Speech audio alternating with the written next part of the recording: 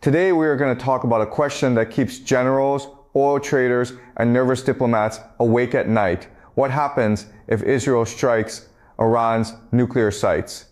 More importantly for you, sitting at home in the United States with a mortgage, a retirement plan, and rising prices, we need to ask how this turns into your problem as well. To understand that, we have to follow patterns of behavior that go back more than 40 years because Israel has a clear record of hitting its enemies before they get nuclear weapons.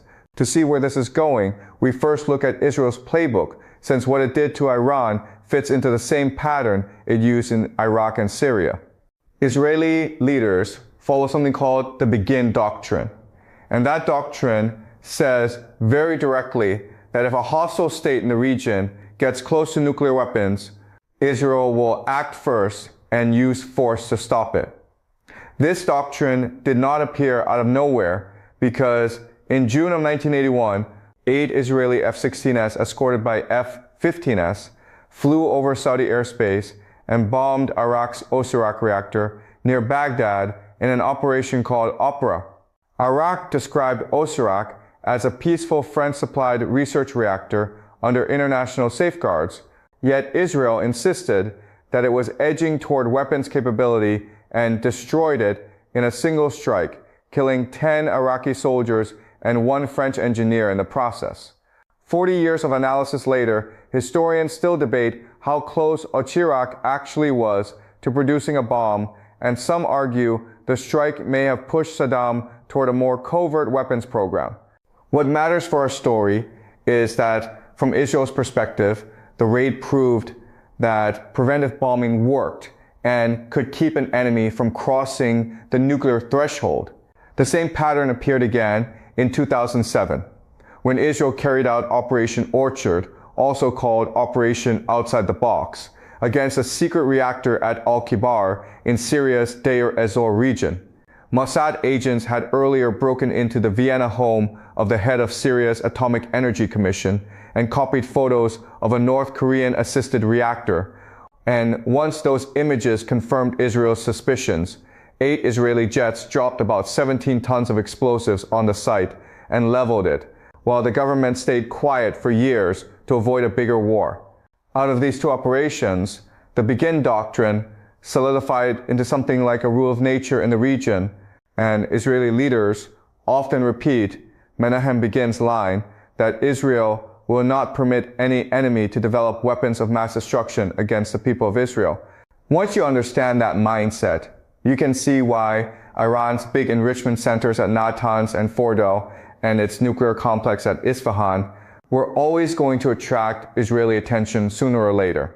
Before the first bomb fell in this latest round, Iran had built a large and sophisticated nuclear program, and we can measure that through the numbers that the International Atomic Energy Agency reported.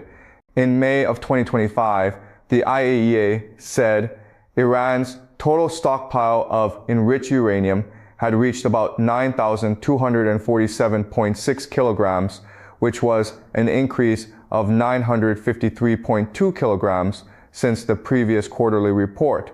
An earlier IAEA report, analyzed in detail by the Institute for Science and International Security, showed that Iran's stockpile of low-enriched uranium in gaseous form up to 5% had jumped by 1,853.4 kilograms to 5,508.8 kilograms, which signaled that enrichment capacity continued to expand. By early 2026, a separate confidential IAEA report summarized publicly stated that Iran held roughly 440.9 kilograms of uranium enriched to 60%, and that amount, if further enriched, could yield material for around 10 nuclear weapons.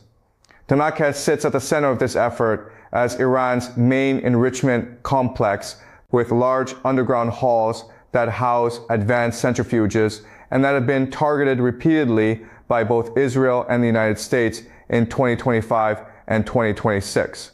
Fordo, another key site, is buried deep inside a mountain and was designed specifically to withstand airstrikes, while Isfahan hosts a uranium conversion facility, and nuclear research center that connect the front end of the fuel cycle to enrichment and eventual reactor or weapons use. Other important Iranian sites include the heavy water reactor project at Iraq and the civilian nuclear power plant at Bushehr, the latter being a Russian-built reactor that has not been hit so far, and which experts identify as the facility where a successful strike could trigger the most serious radiological accident. All of these sites were declared to the IAEA and under safeguards when Israel and the United States began striking them, which meant the attacks were not just military acts, but also blows against sites the international system recognized as monitored facilities.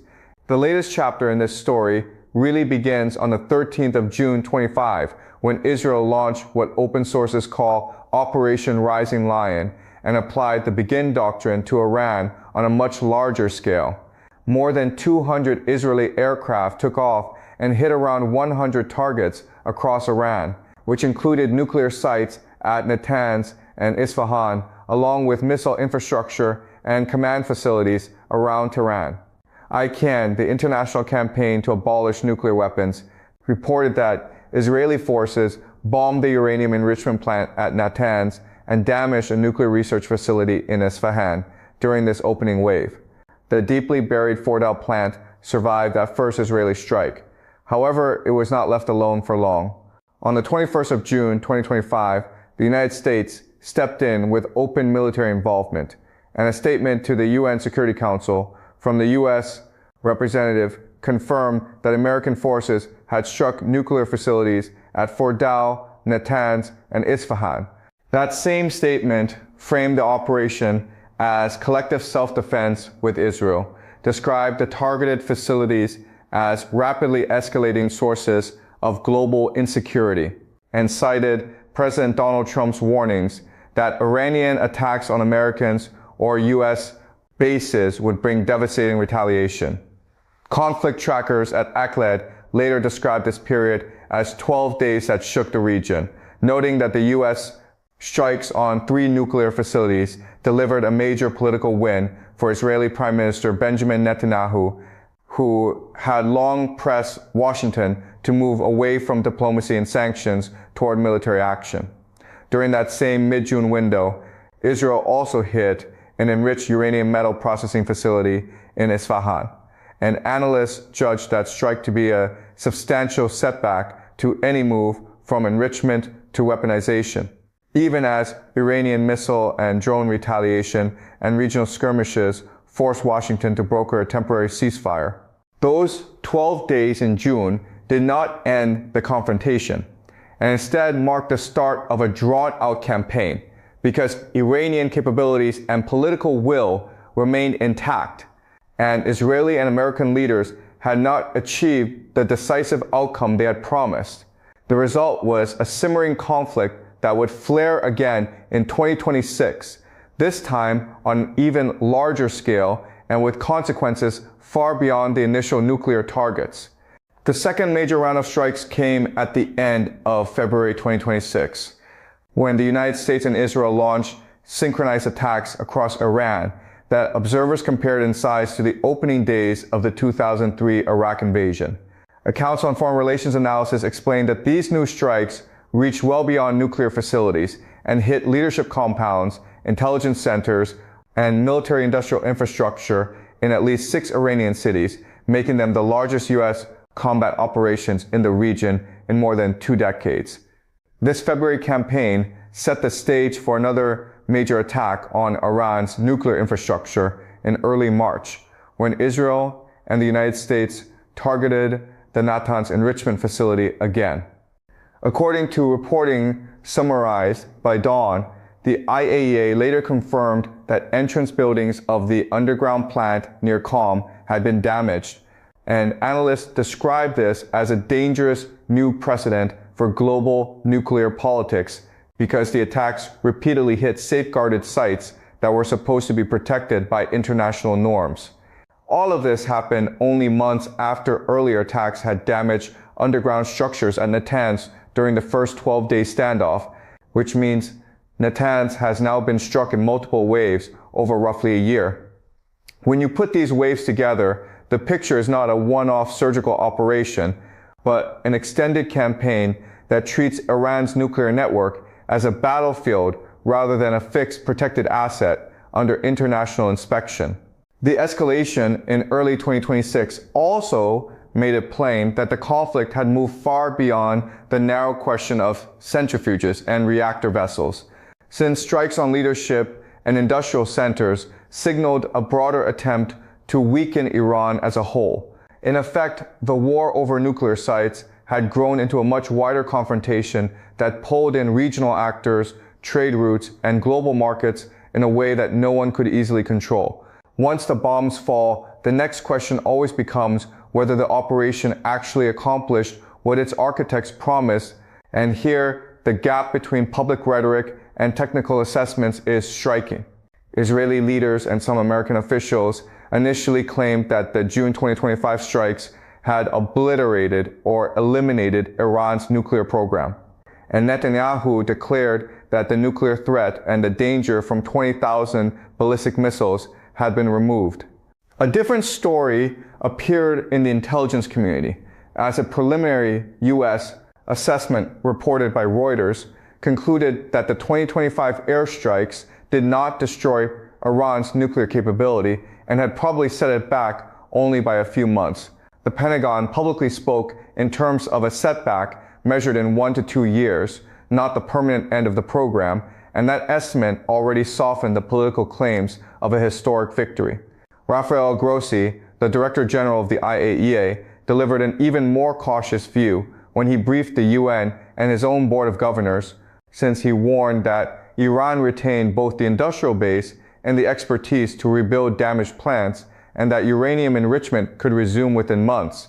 By late February 2026, the IAEA was still reporting that Iran held around 440.9 kilograms of uranium enriched to 60%, which meant that the core proliferation risk tied to that stockpile remained very real despite the strikes. Iranian cooperation with the IAEA had also deteriorated as Tehran reduced access and inspections at the very moment when the world needed more transparency, which meant that the risk of secret rebuilding increased over time. From a strategic perspective, the strikes bought time measured in months or a few years. Yet they also pushed Iran toward greater secrecy and deeper mistrust. And that combination worries analysts who track long-term proliferation dynamics.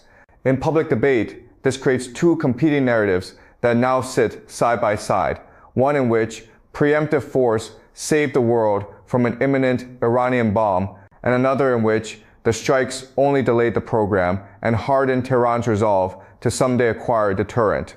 The reality drawn from the IAEA data and leaked intelligence sits closer to the second story, in which the program is bruised, not dead, and the regional fallout extends far beyond centrifuge halls and underground tunnels.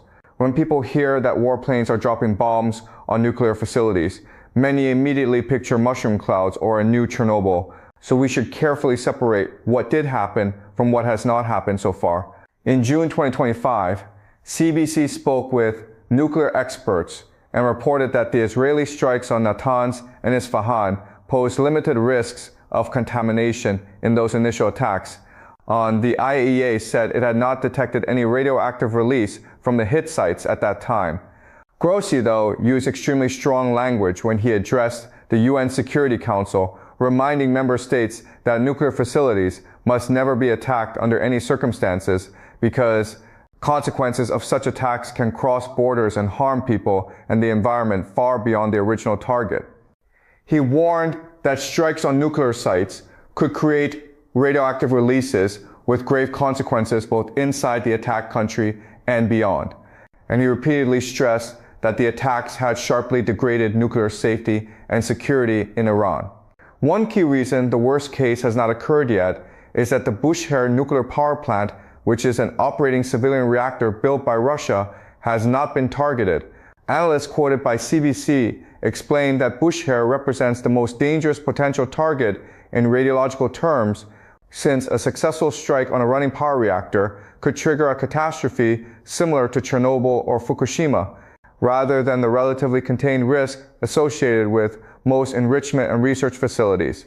I can underline another side of the danger, noting that the June 2025 bombing of Natanz and damage at Isfahan hit facilities that were under IAEA safeguards for peaceful nuclear